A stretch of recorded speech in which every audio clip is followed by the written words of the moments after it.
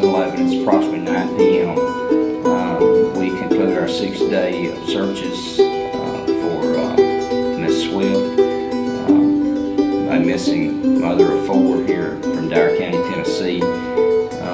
Today we've intensified our search by once again utilizing an aerial search with a Tennessee Highway Patrol helicopter. Also, approximately 16 members of the Tennessee Highway Patrol Strike Team, which is an advanced search team that they have. Units from the Shelby County Sheriff's Office, which are search and rescue units, and their K-9s. There's approximately 8 personnel from there, along with their K-9 unit. Several Dyer County Sheriff's Office deputies, our Criminal Investigation Division, along with TBI agents, and also a newly trained advanced man tracking team that the Dyer County Sheriff's Department has recently acquired. There's 4 members on that team. We have combed through the areas again, looking for more detailed evidence. We were beneficial in finding potential evidence that may help answer some of the questions in this case. We're still looking for Ms. Swift, and we ask anyone that has any information, please call us here at our County Sheriff's Office.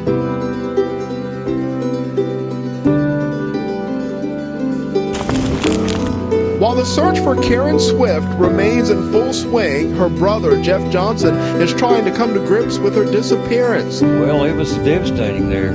It still is. I mean, I'm in total shock, but I keep hoping for the best. Wednesday, officers combed this wooded area near Swift's home in search of clues. Looking for any unknown tire tracks, any unknown items that might be in the area that possibly, could be left behind, or either by her or someone else, if there is someone else.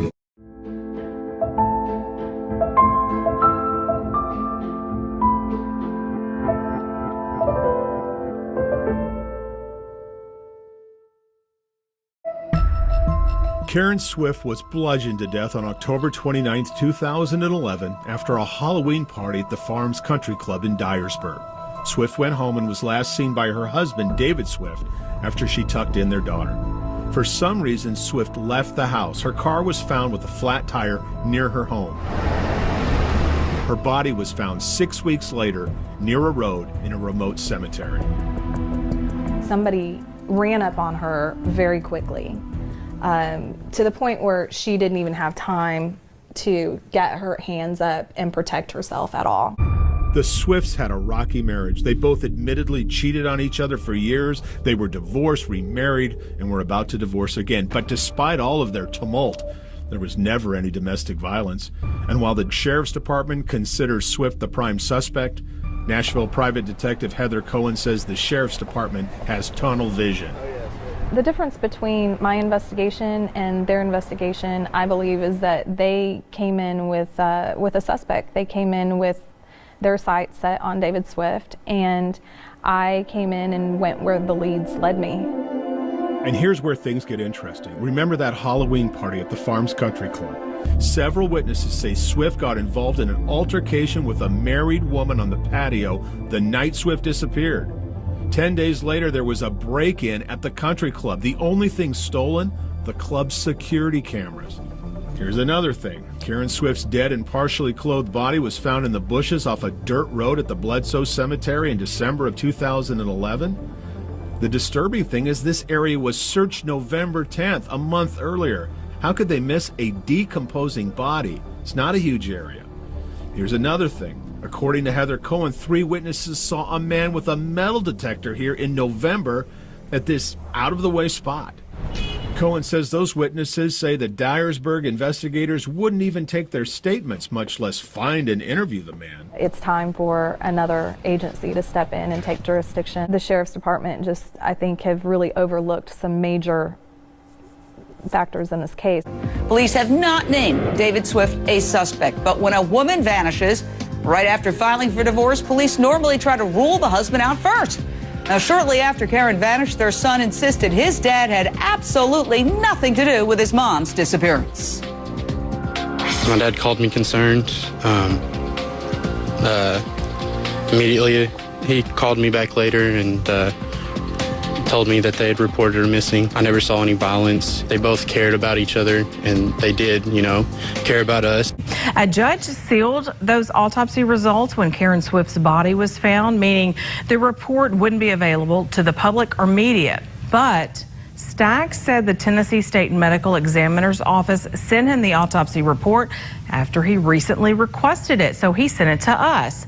The report shows Swift died of blunt force trauma to the head after being hit possibly with a hammer. Swift also was found wearing nothing but underwear that were pulled down halfway down her thighs. Swift's body was too decomposed to determine if she was sexually assaulted. Now, according to the toxicology report, Swift had Benadryl and Tylenol in her system when she died, but no illegal drugs or alcohol. I look at it as we're digging into this case to find the truth and to hopefully find justice for Karen Swift and keep this case in the public eye in the interest of justice. The sheriff and prosecutor say no one has been arrested in the case. Nearly 11 years since his then wife's death, David Swift appeared in court for just minutes today, entering a not guilty plea. And as investigators led him from the building here, I asked him about his involvement in the case. Mr. Swift, any comment? Did you kill your wife? Mr. Swift, did you kill Karen? Stoic, David Swift stayed silent as he's led to a waiting squad car. His arrest this week comes years in the making.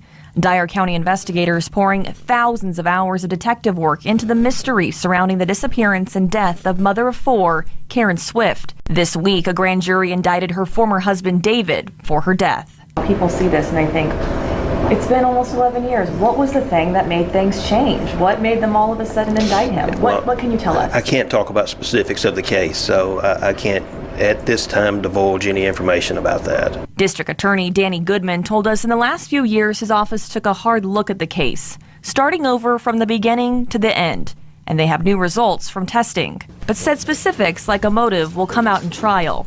A trial that is one step closer today as Swift appeared before a judge who appointed him a public defender.